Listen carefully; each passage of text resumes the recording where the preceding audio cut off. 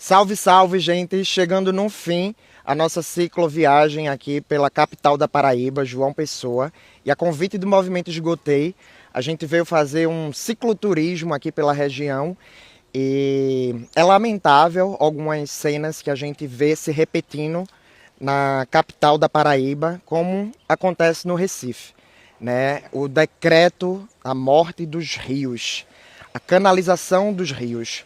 Como já falava Ailton Krenak, grande indigenista, né, no seu livro Futuro Ancestral, o rio é um corpo hídrico, né? O rio é um corpo vivo. O rio nutre a vida, o rio abastece a vida. E esses modelos de canalização, né, de supressão da mata ciliar, de sedimentação, que não é mais filtrada a água pelos estágios dos galhos que caem, a água fica mais forte, acaba chegando mais sedimento, acaba a vida e acaba servindo apenas como transporte de esgoto. Isso é uma cultura já muito antiga, né, já colonial, em que os rios eram utilizados para transporte de esgoto. Isso precisa mudar. O Brasil é o país das águas, estamos indo para a COP30 e lutar pelo saneamento básico é garantir enfrentamento às mudanças climáticas, é garantir qualidade de vida das pessoas para enfrentar o novo clima. Então, rio clama por socorro e preservar é urgente. Esse é o Parque Paraíba 3, né, do Complexo de Parques Linear, aqui de João Pessoa. E aqui a gente já percebe uma redução na quantidade de árvores, né? Tem muitas árvores jovens que foram plantadas aqui nessa parte de baixo, mas aqui ao decorrer da via não tem nenhuma árvore, não tem um plano de arborização aqui dessa avenida, ciclofaixa, calçada. É tudo debaixo de muito sol forte, tudo muito concretado aqui, né? Então é a mesma área de parques e poderia ter uma harmonia com a rua, né? Com as habitações, com os empreendimentos. Agora é 8 horas da manhã e já está super desconfortável aqui para fazer caminhada, para pedalar. Vocês podem observar que, diferente dos outros parques, aqui já não tem mais ninguém circulando, não tem ninguém andando, porque realmente é muito desconfortável essa condição aqui de ausência de árvores, né? Pela via por onde as pessoas circulam. Estamos chegando agora no 4, né? O 4 tem menos árvores ainda. E fica aí a dica, né, para a prefeitura repensar esses espaços aqui na inclusão de mais árvores para tornar esses espaços mais acolhedores. Na sombra, aonde tem árvores, aonde tem sombra, tem pessoas. Agora, nesse sol aqui, com todo esse concreto,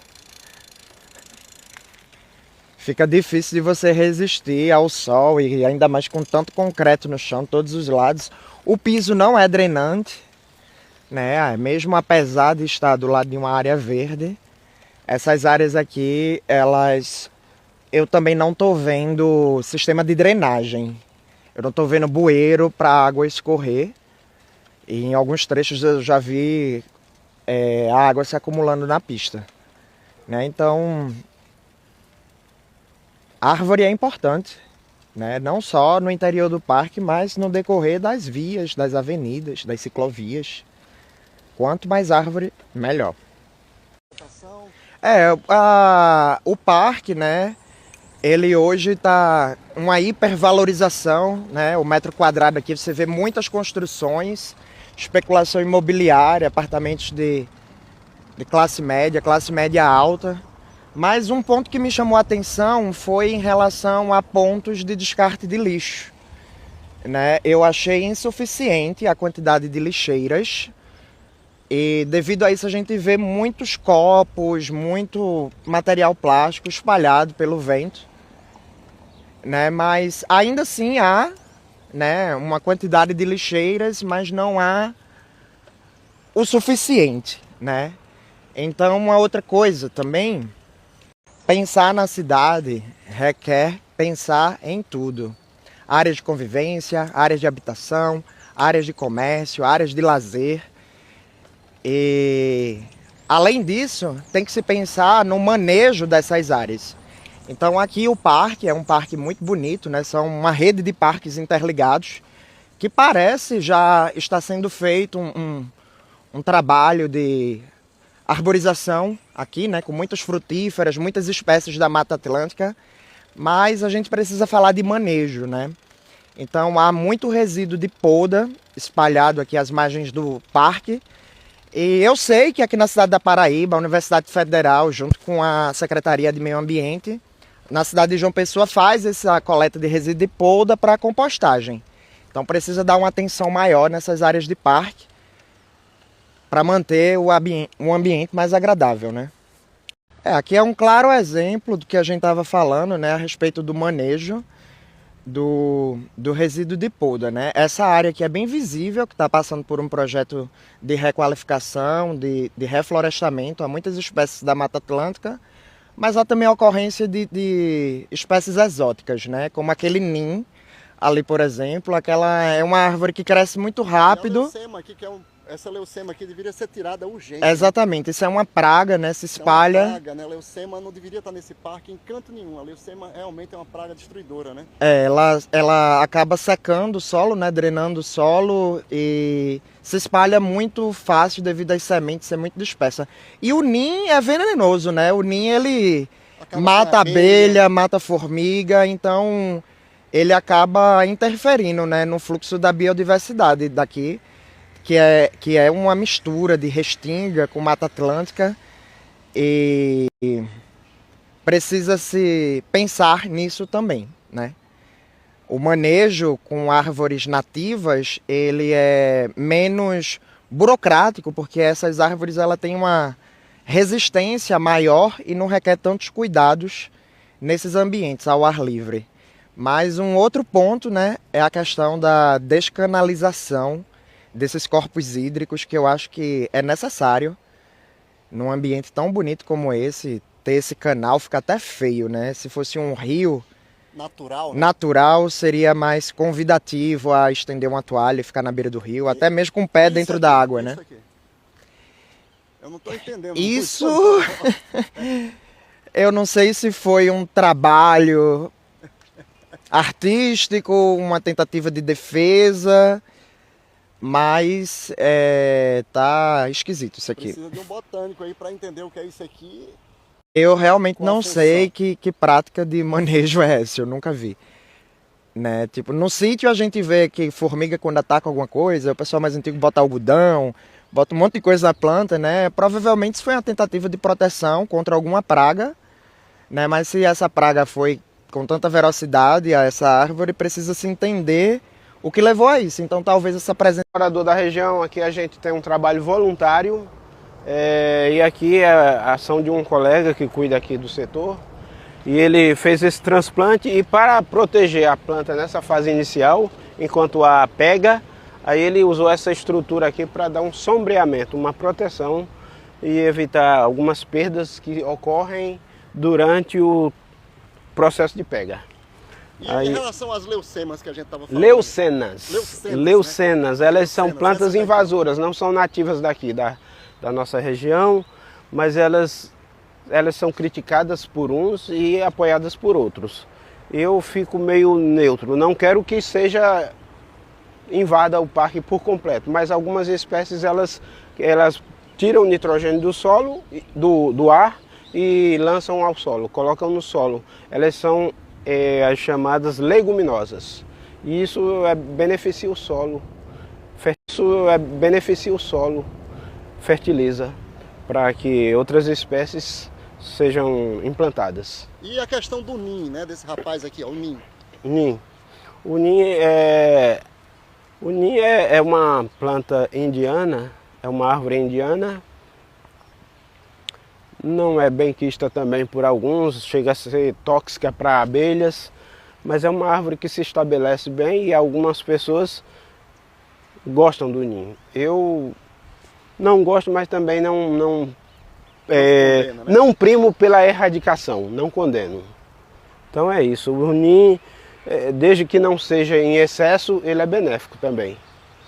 Da região aqui, chamada região dos parques, que hoje está sendo conhecida como região dos parques. E a gente tem um trabalho coletivo de plantio, de cuidado, de manejo. E aí a gente está sempre cuidando, zelando pelo meio ambiente, que todos ganham. A região já se beneficiou muito dos parques.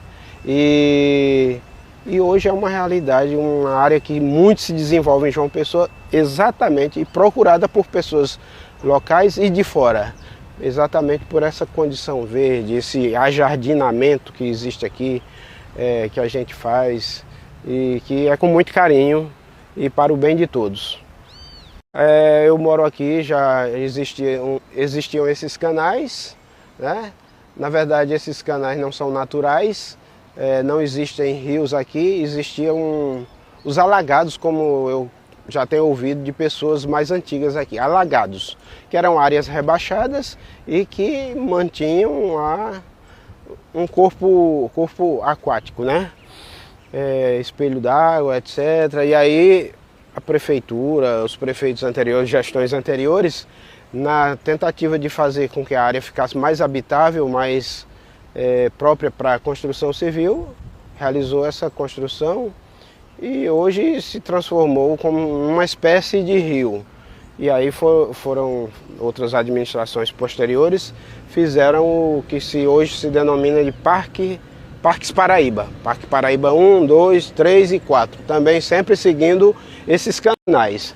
E hoje é uma área que se estabeleceu, a gente já plantou várias espécies, algumas são jovens, outras ainda vamos chamar bebês, e está se estabelecendo a arborização do parque, ajardinamento, algumas melhorias são feitas, a prefeitura deveria cuidar melhor, mas infelizmente isso não acontece, faz algum trabalho, digamos que os voluntários, moradores voluntários, fazem grande parte do trabalho que existe aqui.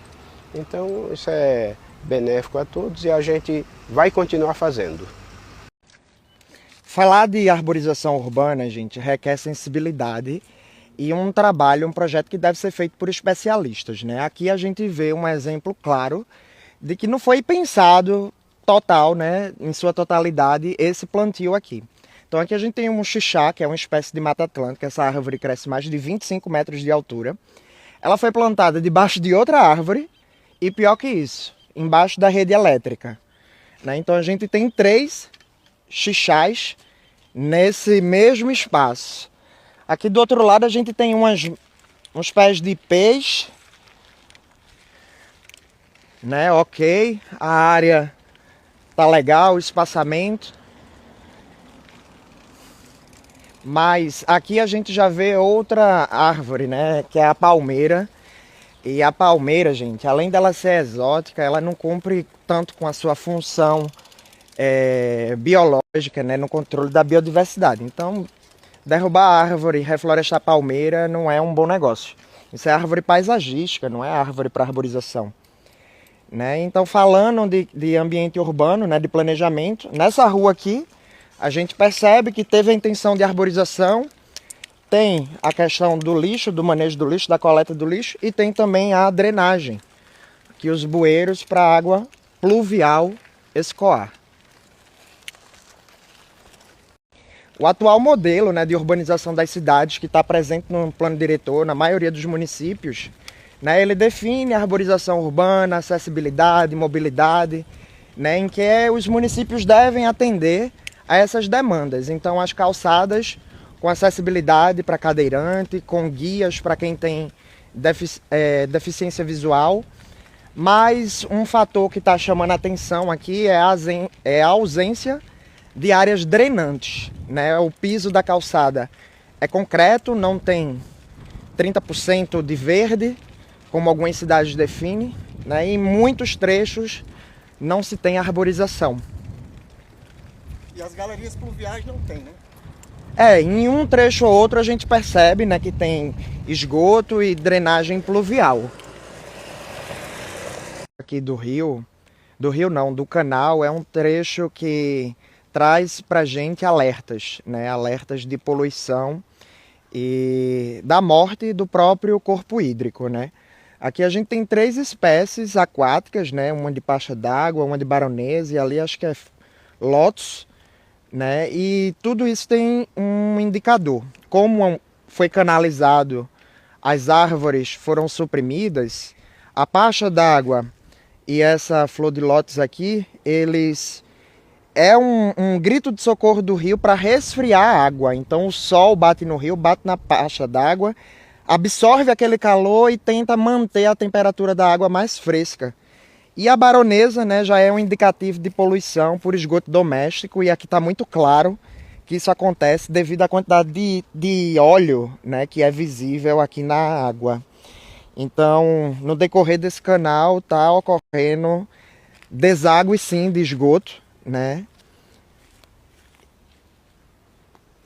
E isso é preocupante, porque junto desse esgoto também vem muito resíduo plástico.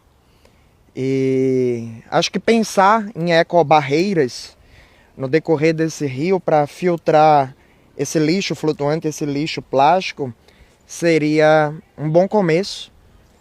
E o trabalho de reflorestamento de suas margens, assim como a descanalização, eu acho que seria fundamental para a gente devolver a função do rio à natureza. Mais uma vez, ecoou o grito de alerta. Não canalizem os nossos rios. Nossos rios são corpos vivos.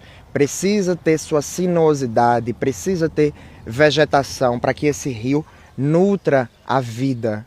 A vida que nos alimenta, a vida que nos dá saúde para poder existir aqui nesse planeta. Então é preciso quebrar com esse conceito de que rio e córrego é apenas para transporte de águas sujas. Mentira, rio e córrego é manancial, é fonte de vida e preservar é urgente. Sentar na beira de um rio hoje já não é mais tão simples. Já não é mais uma atitude que a gente pode ter para aproveitar a natureza ou aproveitar a paisagem. Sentar na beira de um rio hoje é lamentar. É lamentar quantas gerações mais serão necessárias para que a gente entenda que o rio nutre a vida, que o rio é sagrado. A gente escuta falar sobre o rio Ganges, o rio sagrado, mas a gente não fala dos nossos rios. Estamos matando todos eles, um a um, em um processo de urbanização catastrófico que negligencia esses mananciais, que nutre a vida e que abastece populações. É um lamento muito forte ver esses cursos hídricos sendo utilizados para transporte de lixo e de esgoto. É preciso mudar. Preservar é urgente. Em que tem árvores, né, tanto na calçada quanto na ciclovia, é perceptível a mudança de temperatura, né? As árvores, elas criam essa atmosfera em que capta o carbono, libera o oxigênio e faz a produção desse microclima aqui bem mais agradável. Plantar árvores não significa só que a gente está com intenção de chuvas, frutos ou para abastecer a biodiversidade com suas sementes e frutos. Plantar árvores significa que a gente está plantando água. As folhas das árvores nutrem o nosso solo, a chuva vem, cai, protege da erosão, filtra essa água e abastece os nossos mananciais. Então, plantar árvores significa plantar vida, manter a vida, plantar água. Água é o bem essencial para a vida humana, para a vida animal, para a vida vegetal, para tudo em nosso planeta. E soluções em relação ao transporte existem. Opa, bom dia, irmão. Bom dia. Coleta seletiva, né, sendo transportada de bicicleta, sem emitir carbono, sem maltratar animais, com muita força de vontade e com tecnologia, né? Pela sustentabilidade. Então são ações como essa, ações concretas, ações que acontecem, que a gente precisa dentro das nossas cidades. Mas um parque linear lindo como esse, que atende todas essas funções com corpo hídrico canalizado, a gente precisa mudar esse conceito, precisa reflorestar suas margens e precisa devolver a sua função. Até porque esse canal aqui um dia já foi um braço de maré, um dia já foi uma área estuarina. Hoje não é mais, devido ao desenvolvimento. Mas como Ailton Krenak fala, o futuro é ancestral. Vamos devolver às nossas cidades os nossos... Aqui em João Pessoa, encontrei com o Ellison, secretário de Meio Ambiente aqui da cidade. Ele estava dando uma palavrinha aqui para o Movimento Esgotei. E é isso. Vamos seguir a nossa jornada. E aí, Ellison? Vamos lá. E a bike? Esgotei, rumo a Belém. Rumo a Belém. Vai nessa bike pra Belém, cara. Vou nessa bicicleta aqui. Comecei numa pior que essa, viu? Qual foi o início de onde? O início foi Recife, a partida, saí de lá no dia 7 de setembro, uma data da independência, e a gente quis chamar a atenção para a independência da poluição de carbono por combustíveis fósseis. E a previsão de chegar em Belém é um pouco antes da COP? A gente vai chegar numa cidade do Pará, em Bragança, vai passar cerca de 25 dias lá, porque é onde está o maior manguezal do Brasil. Sei. Então, como o Movimento Salve Maria Farinha, ele atua nessa frente de preservação ambiental dos manguezais, da Mata Atlântica, das restingas, né, da água, do acesso à água, da questão de emissão de carbono, a gente vai fazer esse trabalho lá no manguezal e depois a gente segue para Belém e chega em Belém dia 10 de novembro. Até dia 21 de novembro vamos ficar lá, junto com o pessoal do movimento Cop Bike Ride, que é um movimento internacional de ciclistas que está vindo da Europa já desde Baco. Vão pegar veleiros para não emitir carbono também. Mas nesse percurso vai ter apoio de pessoas? A gente está encontrando com outros movimentos, né, que atuam na linha de frente de bases, como o Movimento Esgotei aqui em João Pessoa, né, que faz um trabalho magnífico, né? E já teve outros lugares que a gente parou também, outros pontos, e daqui para frente a gente vai angariando, peneirando, ouvindo dicas e recomendações das pessoas e procurando. Ei, boa viagem, meu irmão. Obrigado. Valeu.